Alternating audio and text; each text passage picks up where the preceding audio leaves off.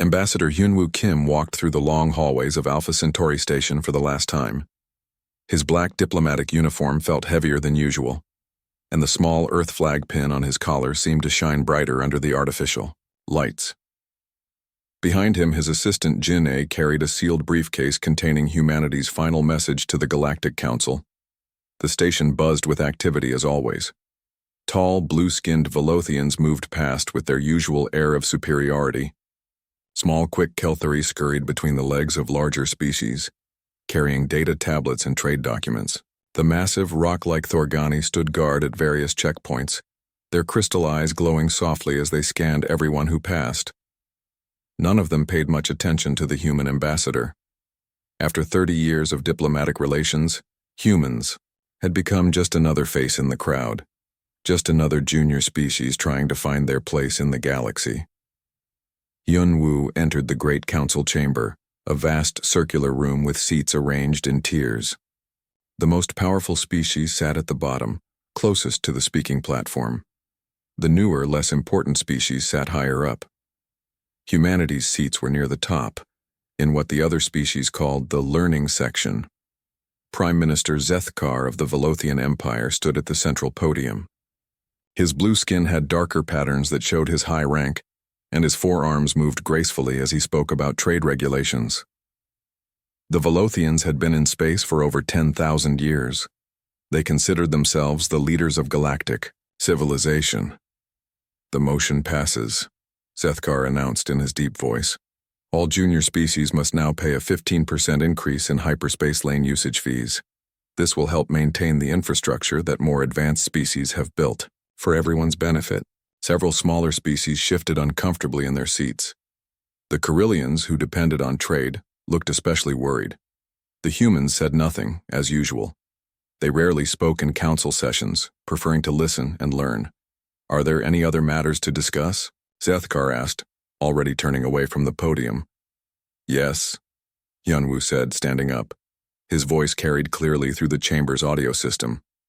"The Human Federation has a final statement." Zethkar paused, his four eyes showing mild annoyance.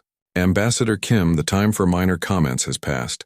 We are moving to more important business." "This will only take a moment," Hyunwoo replied. He walked down the steps toward the speaking platform. Other delegates watched with casual interest. Humans so rarely spoke in the main chamber. Jeannie followed close behind, still carrying the briefcase. She looked nervous, but Hyunwoo appeared calm. He had practiced this moment many times. "Honored delegates," Hyunwoo began as he reached the platform. "For 30 years, humanity has participated in this council. We have followed every rule, paid every fee, and accepted every decision without complaint. We have tried to learn from our betters and find our place in galactic society." Some delegates nodded approvingly. The Thorgani representative, Korthel, made a rumbling sound that meant agreement. At least the humans knew their place. "We have offered our services whenever needed," Hyunwoo continued. "Human engineers have helped repair infrastructure on 12 different worlds. Human doctors have shared medical knowledge that has extended average lifespans across the galaxy. Human teachers have educated thousands of young minds from dozens of species." Counselor Yaraneth of the Kelthari pulled up data on her tablet. The human was not wrong. Earth-trained engineers had indeed worked on many important projects. Human medical research had led to several breakthroughs. Human educational programs were quite popular among developing species. But despite 30 years of loyal service, Hyunwoo's voice grew slightly harder. "Humanity remains in the learning section. We are still charged junior species fees. Our trade proposals are still reviewed by committees that take months to make decisions. Our people are still treated as children who need guidance from their elders." Zethkar's skin pattern shifted to show irritation. "Ambassador Kim, if you have a specific complaint, please file it through proper channels. This chamber is not for. This chamber is exactly where this belongs," Hyunwoo interrupted. "Because this affects everyone." A hush fell over the room. No one interrupted a Velothian prime minister. Ever. Hyunwoo opened the briefcase and pulled out a crystal data storage device. He inserted it into the platform's computer system. The council's main display screen came to life, showing the official Seal of the Human Federation. Effective immediately, Hyunwoo read from the document now displayed for all to see. Humanity withdraws from all Galactic Council activities. We formally end all diplomatic relations with Council member species. We cancel all trade agreements, research partnerships, and mutual defense pacts. The chamber erupted in surprised chatter. Several delegates stood up, talking loudly to their assistants. Zethkar's skin patterns turned almost black with anger. Furthermore, Hyunwoo continued over the noise. All human personnel working on alien worlds will return to human space within 90 days. All joint projects will be terminated. All shared technologies will be recalled. All human-operated facilities will be closed. This is ridiculous, Zethkar shouted. You cannot simply leave. There are treaties, contracts, legal obligations. All of which, Hyunwoo said calmly, humanity will honor during the 90-day transition period. Every debt will be paid. Every contract will be completed or properly terminated. Every legal obligation will be met. We are not breaking our word. We are simply choosing not to make any new promises. Councillor Bexthor of the Carillion Trade Federation stood up quickly. Ambassador Kim, surely we can discuss this. If there are problems, we can find solutions. The Carillion Federation values its relationship with humanity. The time for discussion has passed, Hyunwoo replied. For 30 years, humanity has tried to be heard. For 30 years, we have been patted on the head and told to wait our turn. For 30 years, we have been treated as junior partners in agreements that we helped make possible. He gestured to the display screen, which now showed statistics. Human contributions to galactic infrastructure, trade volumes, research output, and cultural exchange. The numbers were impressive, far higher than what most species contributed. These numbers tell a story, Hyunwoo said. Humanity produces 12% of all manufactured goods in council space, but receives only 3% of trade profits. Human research has led to breakthroughs that extended alien lifespans by an average of 30%. But human scientists are not allowed to head major research projects. Human engineers have designed or improved infrastructure on 78 worlds, but humans are not permitted to join the Infrastructure Planning Committee. Yaraneth's tablet was busy calculating. Her large eyes grew wider as she confirmed the numbers. How had no one noticed this before? This is temporary anger, Zethkar declared. Humans are emotional creatures. You will calm down and realize that you need the council more than it needs you. Hyunwoo smiled for the first time since entering the chamber. Prime Minister Zethkar, that is exactly the attitude that led to this decision. You assume that, because humans are younger in space, we are weaker. You assume that because we seek cooperation, we are desperate. You assume that because we have been patient, we will be patient forever. He pulled out another data crystal and inserted it into the system. New information appeared on the screen. Ship movement orders, facility closure schedules, and personnel transfer lists. These orders went out 6 months ago, Hyunwoo explained. Human companies have been quietly preparing for this day. Every human citizen working in council space has been offered transfer back to human territory. Every human facility has identified its replacement or closure plan. Every human project has been documented for transfer to alien oversight. The chamber fell completely silent. This was not an emotional outburst. This was a carefully planned operation. 6 months? Councillor Veltara of the Shimari Collective asked. You have been planning this for 6 months? Longer. Jiane spoke for the first time, her voice clear and strong. The Human Federation has been preparing for this possibility for 5 years. We hoped it would not be necessary. We kept believing that our contributions would eventually be recognized, that our patience would be rewarded, that we would be treated as equals rather than students. But instead, Hyunwoo continued, the council raised our fees again this morning. Instead of recognition, we received another bill. Instead of partnership, we received another reminder of our place. He walked closer to Zethkar, looking directly into the Prime Minister's 4 eyes.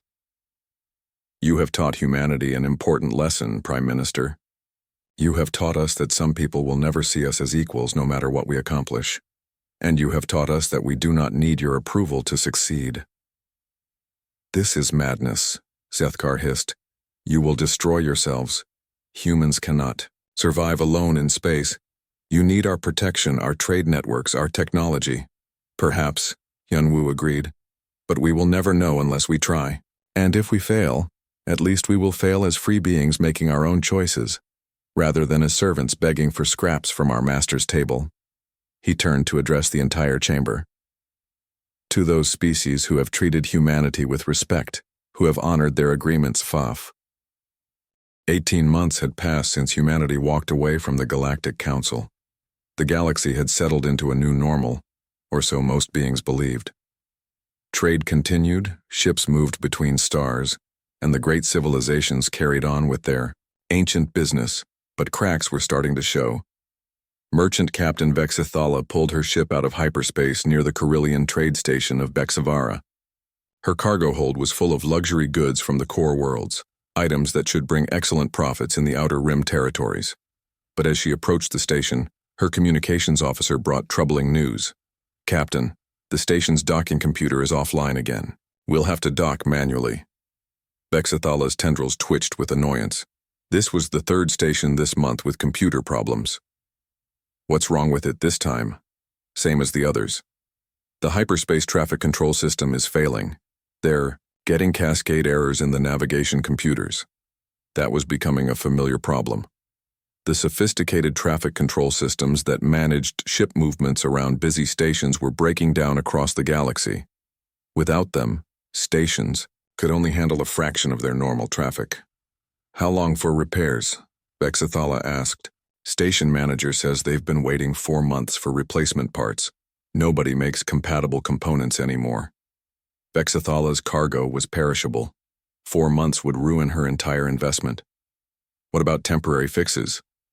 They've tried. But these systems are integrated. When one part fails, it affects everything else. They need someone who understands the whole design. The captain's tendrils drooped. She was beginning to understand. The traffic control systems were human-designed. The integration work was human engineering. The replacement parts were human-manufactured, and there were no more humans in council space. Her ship docked at one of only 3 functioning berths, at a station designed for 30 ships.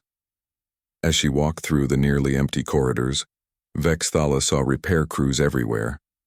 Teams of Carillion technicians stood around broken equipment, arguing about what to try next. In the station manager's office, she found more bad news. I can pay half your usual rate, Manager Colthron said apologetically.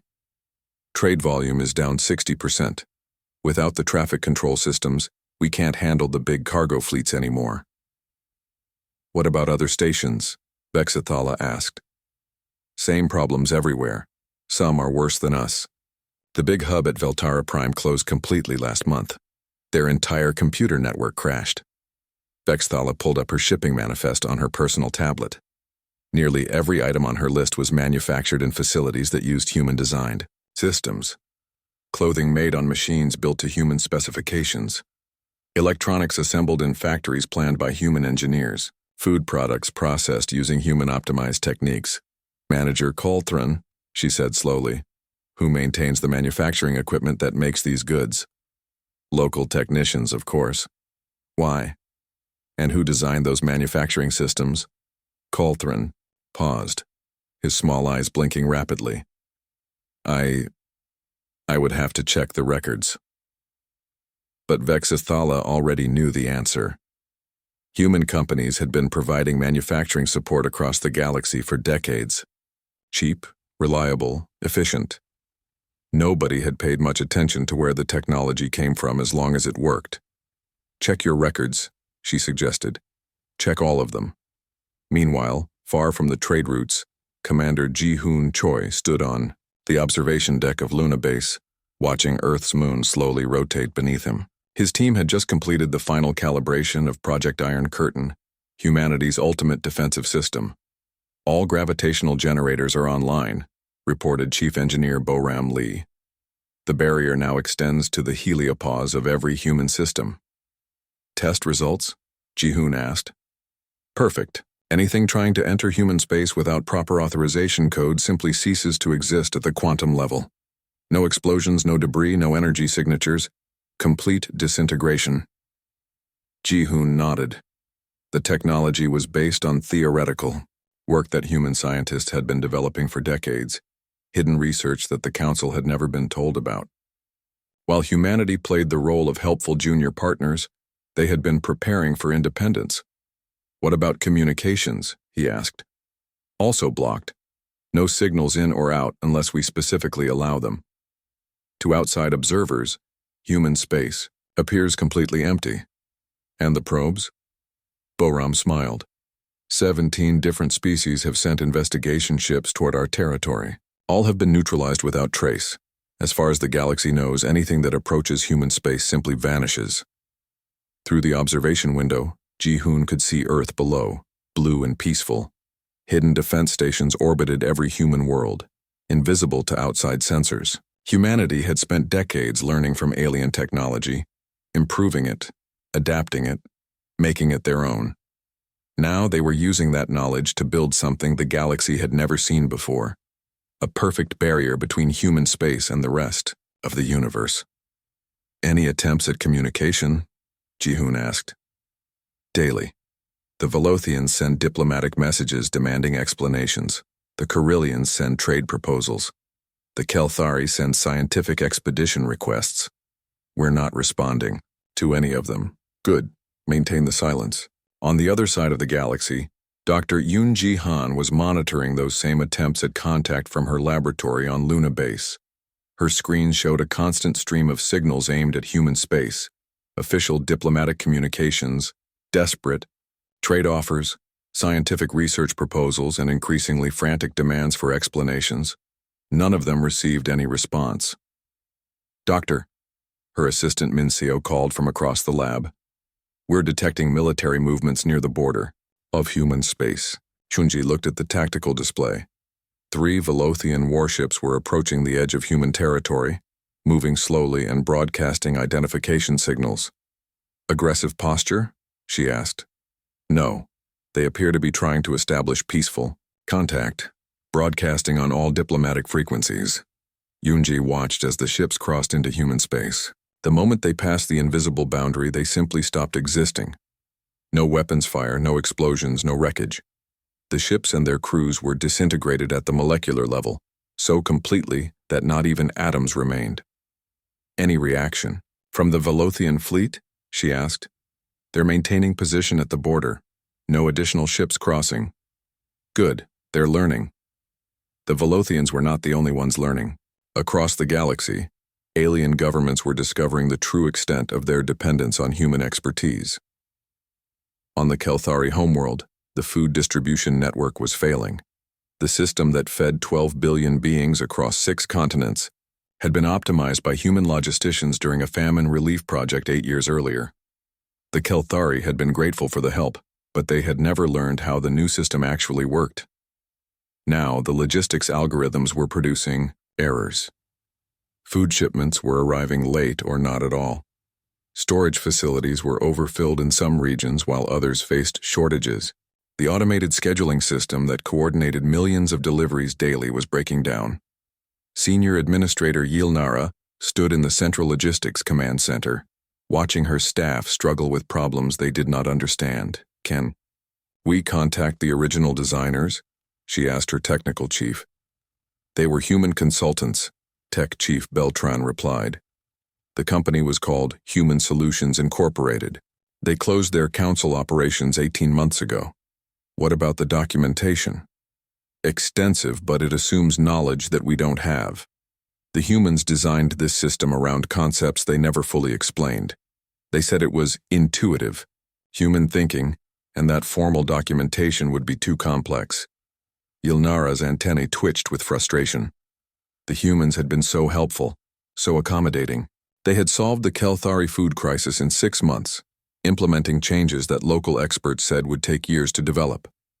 The system had worked perfectly for 8 years, until now. How long can we maintain current operations?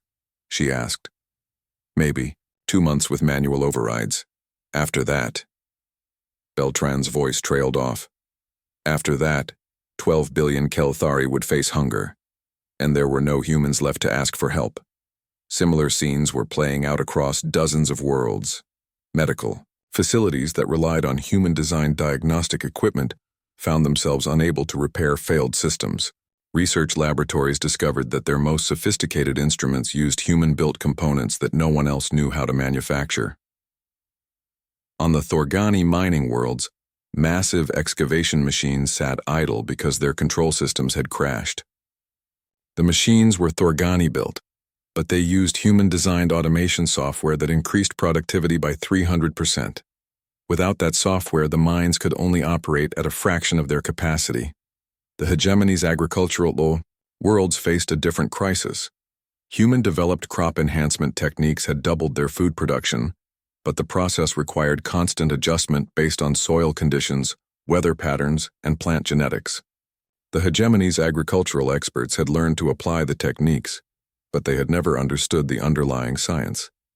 Now their crops were failing, and they had no idea why. In the Great Council Chamber on Alpha Centauri Station, Prime, Minister Zethkar was reading reports that filled him with growing unease. Trade volume was down 40. The food riots on Kelthari Prime began 3 months after the last human ship left Council space. Senior Administrator Yilnara watched from her office window as thousands of her people gathered in the streets below, their usual calm shattered by hunger and fear. The food distribution network had finally collapsed completely. What began as minor delivery delays had grown into system-wide failure. Automated warehouses stood locked, their control systems frozen in endless error loops. Transport schedules that once moved millions of meals daily now produced random chaos. How many distribution centers are still operational? Yilnara asked her assistant. 47 out of 300, came the grim reply. And those are running manual operations only. We can feed maybe 10% of the population. Yilnara's antennae drooped. 10%. On a world of 12 billion people. What about the backup systems? There are no backup systems. The humans said the new network was so reliable that backups were unnecessary. They were right, it worked perfectly for 8 years. Until it didn't. Tech Chief Beltran entered the office carrying a data tablet. His usually neat appearance was disheveled from days of desperate work. Administrator, I found something in the archived communications. Good news, I hope? Not exactly. Beltran activated his tablet, showing an old message log. This is from 6 years ago. The human engineer Tai Min Song sent a proposal for system maintenance contracts. Yilnara read the message. Song had recommended regular updates to the distribution algorithms, hardware inspections every 6 months, and ongoing training for Kelthari technical staff. We rejected it, she realized. The council said it was too expensive. Human labor. Costs had increased and there were cheaper alternatives available. What cheaper alternatives? Other species offered basic maintenance services at half the price. The hegemony's technical division promised they could handle simple system upkeep. Yilnara's memory was returning. The budget meetings, the cost analyses, the confident assurances that any competent species could maintain systems that were already working. Why pay premium prices for human services when others could do the same work? Did anyone actually understand how the system worked, she asked. The humans tried to train our people, but the training was complex. It required understanding economics, psychology, logistics, computer science, and something they called behavioral prediction modeling. Our technical staff said it was unnecessarily complicated. Because humans made it too complicated? No, Beltran said quietly. Because feeding 12 billion people is actually that complicated. The humans didn't make it complex, they made the complexity manageable. Through the window, Yilnara could see more crowds gathering. Her people were peaceful by nature, but hunger changed everyone. Security forces were trying to maintain order, but even they needed to eat. How long before total collapse? She asked. Days, maybe weeks.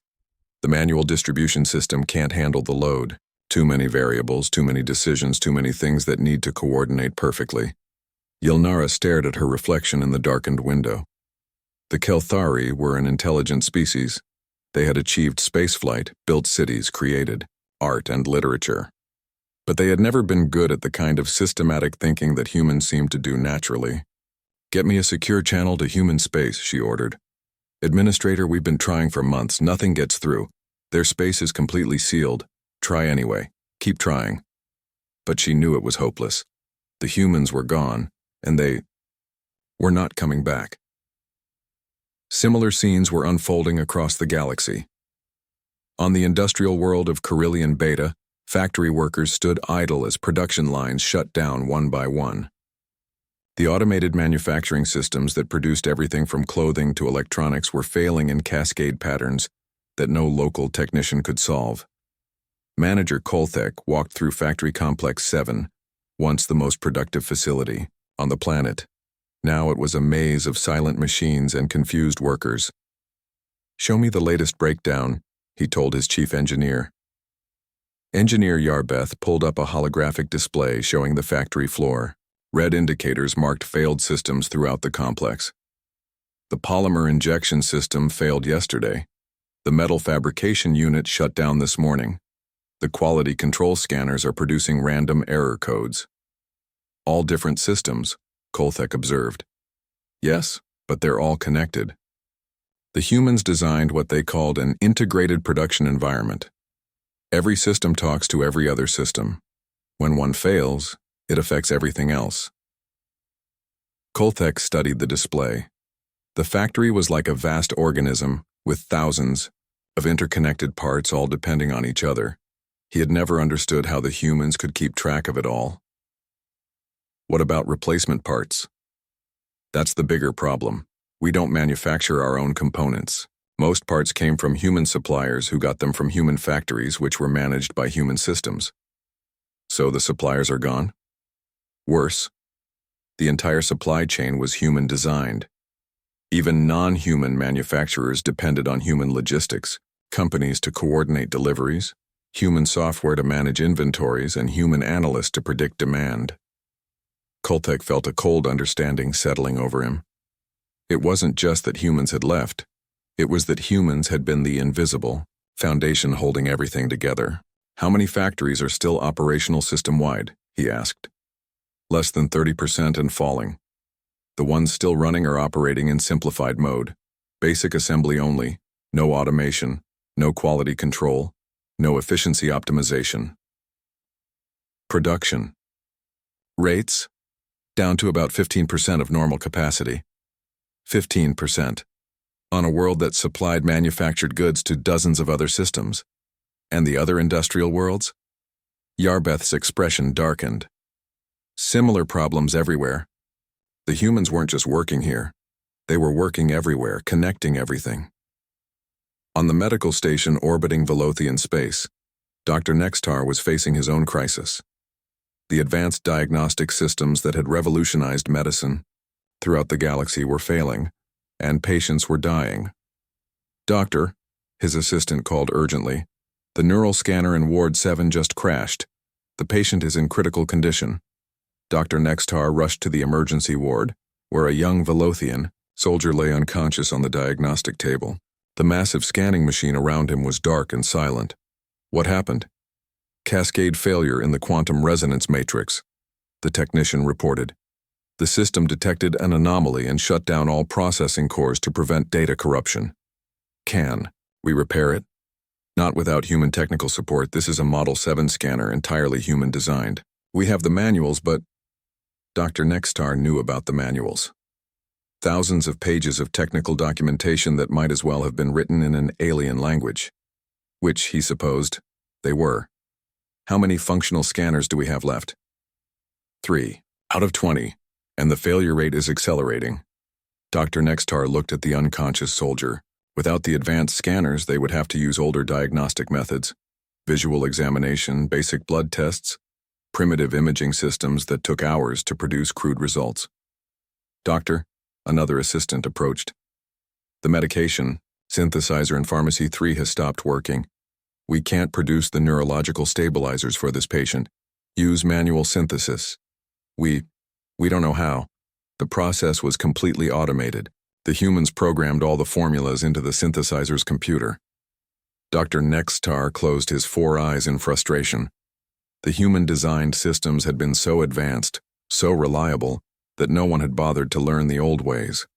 Why maintain primitive skills when perfect machines could do the work?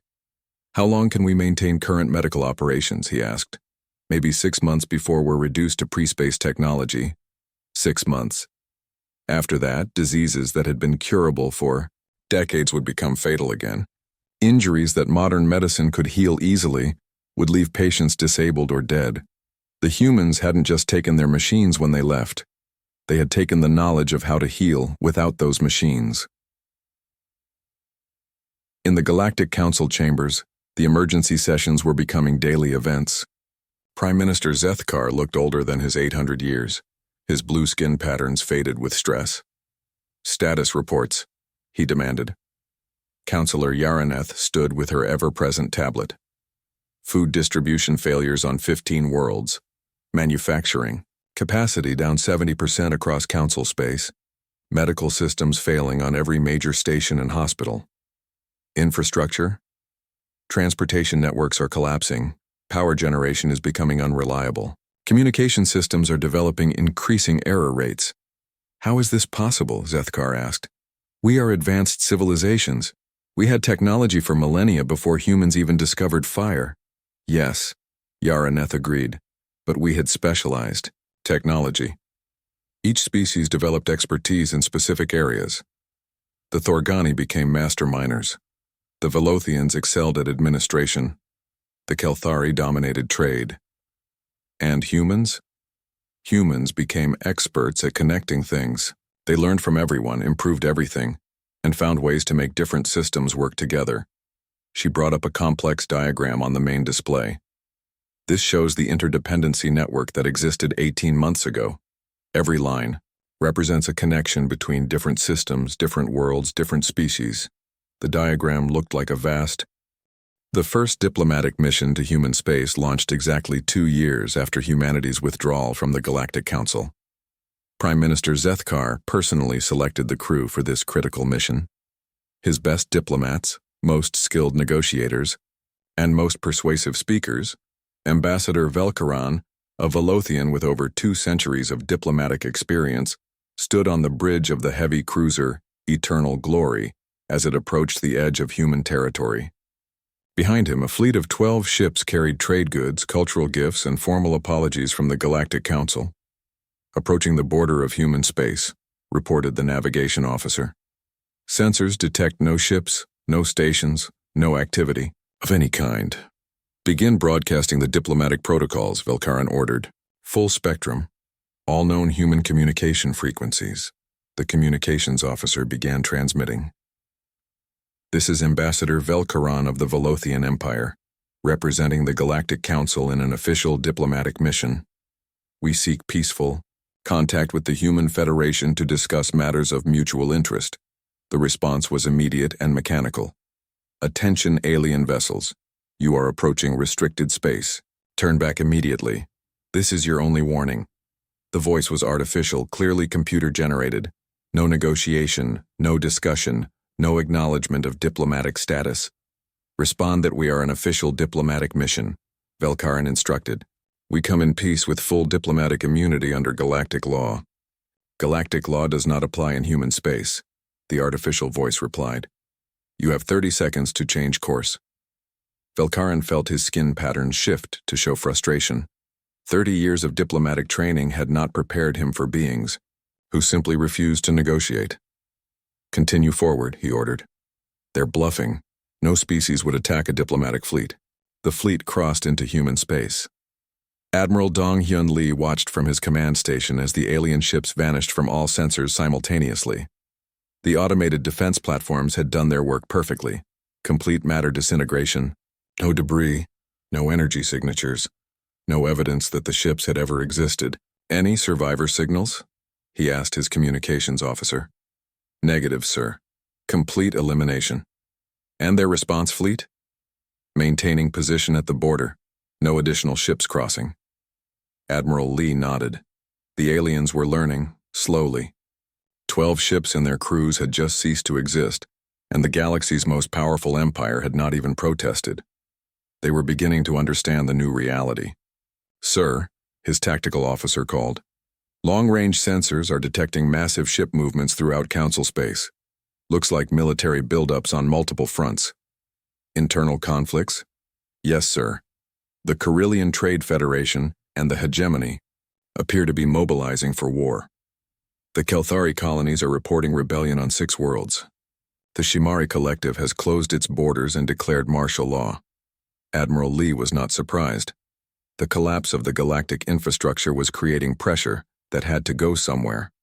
When civilizations couldn't feed their people or maintain their technology, they usually found someone to blame. Any threats directed toward human space? Not directly, but several species are building up forces near our borders. The Velothians have stationed 3 full battle fleets within striking distance. Let them come, Admiral Lee said quietly. We're ready. In the council chambers, the debates had become shouting matches. Prime Minister Zethkar stood before an assembly that grew smaller each session as species withdrew from the council to deal with their own crises. The Eternal Glory and her escort fleet have been lost, he announced. No distress signals, no wreckage, no survivors. How many ships is that now? Asked Councillor Yaraneth. 47 vessels from various species. Every ship that enters, human space simply disappears. Maybe we should stop sending ships, suggested Councillor Bexthor, whose own people were facing starvation on 3 worlds. Unacceptable! Zethkar's patterns flashed angrily. We cannot allow a junior species to dictate terms to the galaxy. They're not dictating terms, Yaraneth pointed out. They're not communicating at all. They simply defend their space and ignore everyone else, which is intolerable. The Velothian Empire has ruled space for 10,000 years. We will not be dismissed by creatures who only learned to build starships 3 centuries ago. But even as Zethkar spoke, reports were arriving that made his position increasingly desperate. The Velothian industrial sector was operating at less than 20% capacity. Food production on agricultural worlds was failing. Medical facilities were closing as diagnostic equipment broke down beyond repair. Prime Minister, Councillor Drakmol interrupted. Perhaps we should consider alternative approaches, such as formal apology, acknowledgement of past mistakes, offers of equal partnership. Zethkar's skin went nearly black with rage. The Velothian Empire does not apologize to inferior species.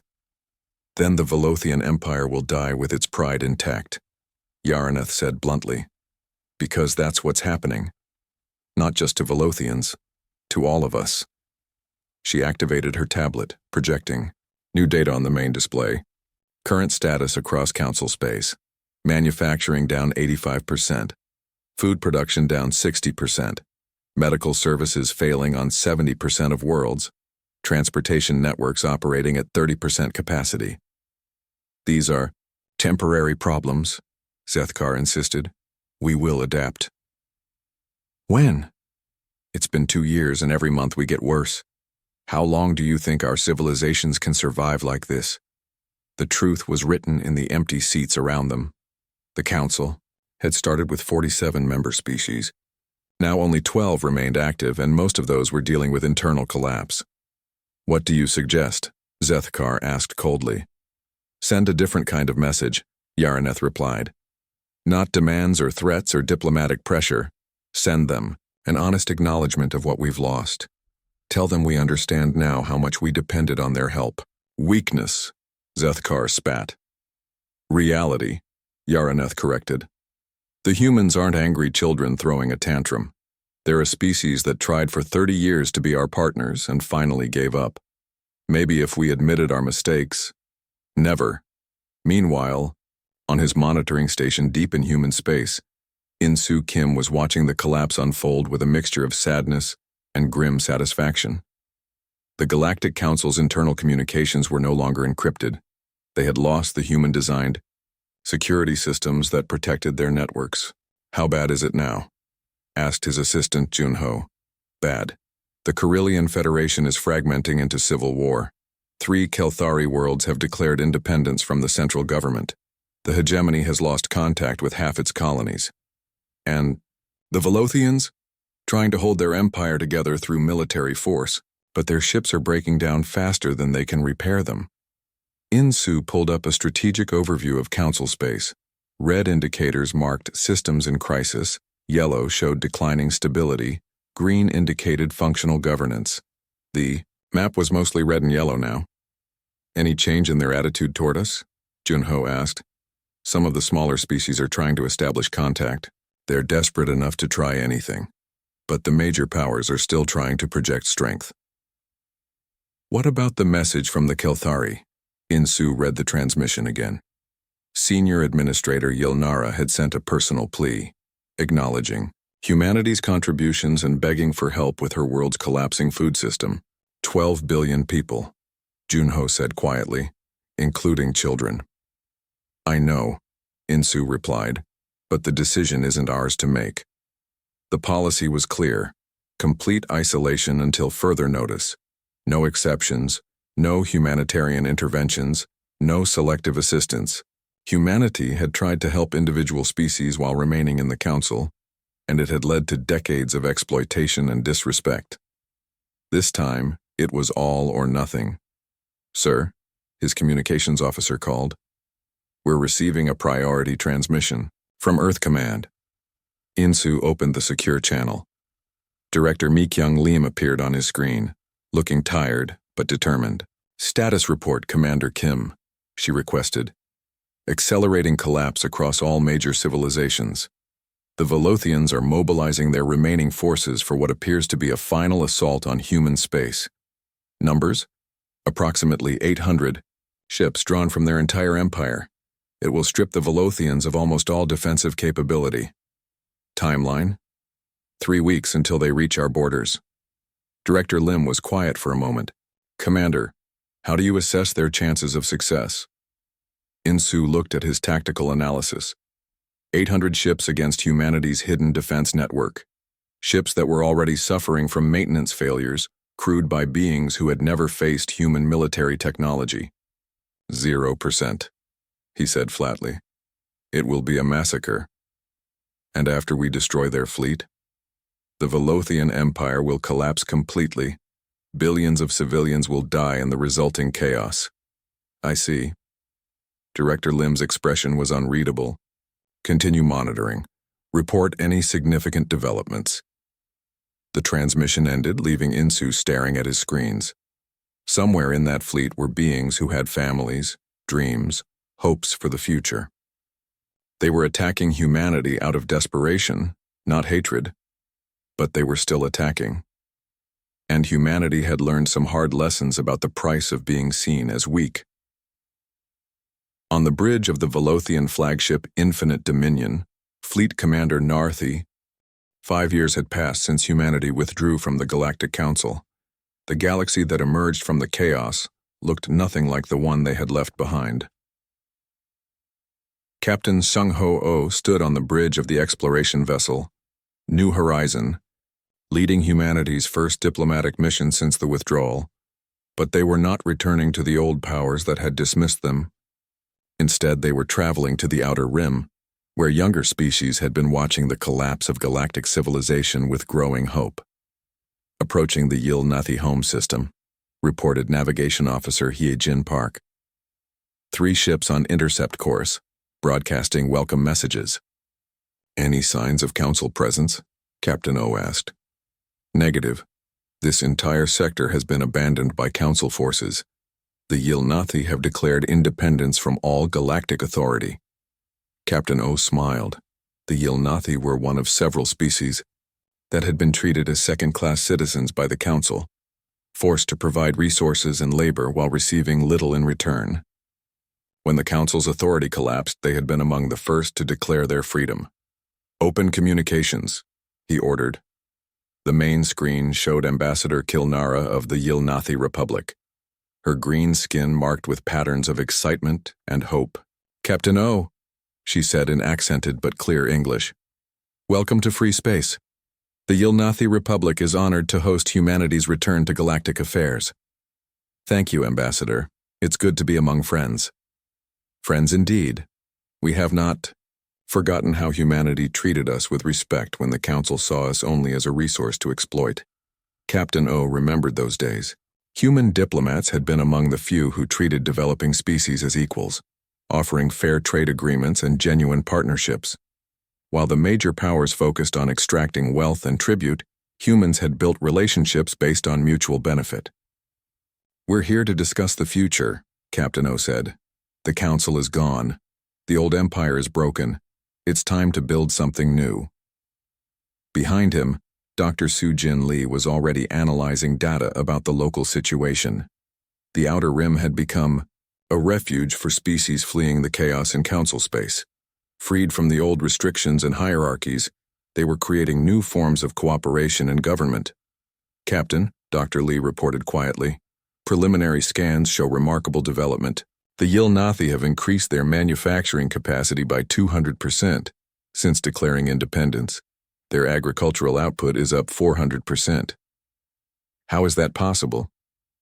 They're using the human-designed systems they learned during our cooperation programs. But more importantly, they're modifying and improving them. Without Council restrictions on technology sharing, they're advancing rapidly." Captain O was not surprised. The Council had maintained strict controls on technology transfer, supposedly to prevent dangerous weapons from falling into the wrong hands. In reality, it had been a way to keep developing species dependent on their more advanced neighbors. "What's the status of other independent systems?" he asked. Dr. Lee consulted her tablet. 18 species have declared independence from Council authority. They've formed a loose alliance called the Free Systems Coalition. No central government, no forced tribute, no technological restrictions. And they're thriving? Better than thriving. Without the burden of Council fees and regulations, they're experiencing unprecedented growth. The Zorani have established successful mining operations in 3 systems. The Piltari have become major food exporters. The Nexvari are developing new transportation technologies. Captain O understood. These species had always had potential. The Council system had simply prevented them from realizing it. On Earth, Director Mi-Kyung Lim was reviewing similar reports from across human space. The isolation period had not been wasted. Humanity had used the time to build something unprecedented, a completely integrated civilization spanning dozens of star systems. "Population status?" she asked her aide, Chang Min. "All resettlement programs complete. We now have thriving colonies in 47 systems, with a total population of 8 billion. Every system is fully self-sufficient and connected to the human network. Economic indicators? Excellent. Without the burden of Council taxes and trade restrictions, human productivity has increased by over 300%. We're producing more goods and services than ever before. Military readiness? Complete. Every human system is protected by integrated defense networks. Our technology has advanced significantly during the isolation period." Director Lim nodded. The forced withdrawal had become an opportunity. Free from alien interference and expectations, humanity had been able to develop their full potential. "What about the former Council species?" she asked. Changmin's expression darkened. "Mixed results. The Velothians are barely maintaining control of their core worlds. The Kelthari government collapsed completely. Their species is scattered across refugee camps on a dozen worlds. The Carillions are fighting a 3-way civil war. And the others? Similar patterns. Some have adapted and are slowly rebuilding. Others have collapsed entirely. None have recovered their former power." Director Lim felt a mixture of sadness and satisfaction. She took no pleasure in alien suffering, but the galaxy was learning important lessons about the consequences of arrogance and exploitation. Any direct threats to human space? None. Most former Council species are too busy with internal problems to threaten anyone else. The few that remain stable have made it clear they want peaceful relations with humanity. I see. What about contact requests? Hundreds. Every surviving government has requested diplomatic talks, trade agreements, technical assistance, or humanitarian aid. Director Lim was quiet for a moment. The same species that had dismissed humanity as junior partners were now begging for help. The irony was not lost on her. Our response? As instructed, polite acknowledgement with no commitments. We're not rejecting contact, but we're not rushing into new relationships either. Good. What about the independence movements? Changmin smiled. That's the interesting development. The Free Systems Coalition has formally requested establishment of diplomatic relations. They want to discuss forming a new kind of galactic community. Based on what principles? Voluntary association, mutual respect, fair trade, and technological sharing. No hierarchy based on age or power. No tribute or forced fees. No restrictions on development. Director Lim considered this. It was exactly the kind of organization humanity had hoped the Galactic Council would become, but the Council had been dominated by old powers who benefited from the existing hierarchy. Schedule a diplomatic mission, she decided. Let's see what these free systems have in mind. 3 months later, Ambassador Ye Jin-baek stood in the newly constructed assembly hall on the neutral world of Haven Station. Representatives from 26 species sat in a circle, with no elevated platforms or hierarchy of seating. Every delegate was equal. The Terran Commonwealth welcomes the opportunity to discuss mutual cooperation, Ambassador Bayek said, but we want to be clear about our principles from the beginning. She gestured to her aide, who activated a holographic display showing the new human-controlled territory. 47 star systems connected by shipping lanes, communication networks, and defense agreements. Humanity learned some hard lessons from our time in the Galactic Council, she continued. We learned that good intentions are not enough if they are not backed by respect and equality. We learned that being helpful can be seen as weakness if others do not value your contributions. Several delegates nodded. Most of them had experienced similar treatment under the old council system. So we propose a new model, Ambassador Bayek said. The Terran Commonwealth is built on voluntary association. No species is forced to join. No member is required to follow rules they did not help create. No civilization is expected to provide resources without receiving fair compensation.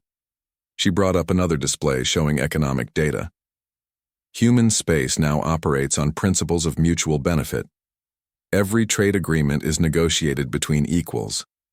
Every research project shares benefits proportionally. Every defense arrangement provides security to all participants. Ambassador Kilnara of the Yilnathi raised her hand. How do you handle disputes between members?